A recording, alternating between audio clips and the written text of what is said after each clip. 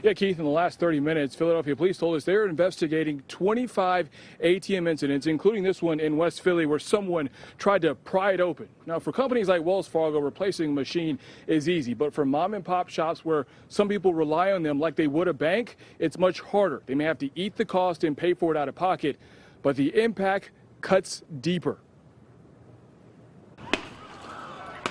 As unrest and chaos descend on Philadelphia, looters are becoming bolder.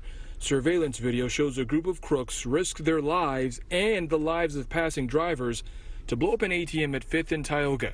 They used explosives 10 times. Around 3 a.m. in another part of the city, this cell phone video catches another explosion. And at 2nd and Susquehanna, a blast killed a 24-year-old man trying to get some cash.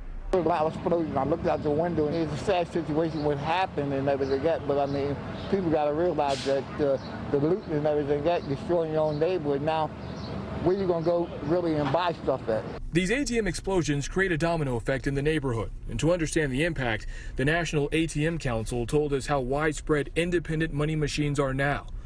Only 120,000 ATMs existed in the U.S. in 1996.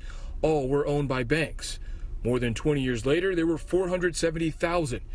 60% are independently owned, and a fraction are located in lower-income neighborhoods, the same places we saw most of Philly's explosions. Yeah, where there's a large percentage of the population that depends on cash. Bruce Renard is the executive director of the National ATM Council. He says crimes like this cut deep for people who don't use banks but rely on food stamps and prepaid cards. So when those ATMs serving these communities are vandalized or destroyed or stolen, it affects the people who rely on those ATMs for their life-giving, cash. And again, those money machines you saw in the story are considered lifelines for people in those neighborhoods, especially the ones that are waiting on their stimulus checks.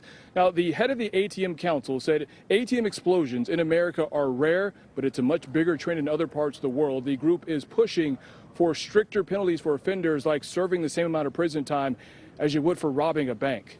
Live in West Philly, I'm Brandon Hudson, NBC10 News. Certainly a dangerous crime, Brandon. Thanks.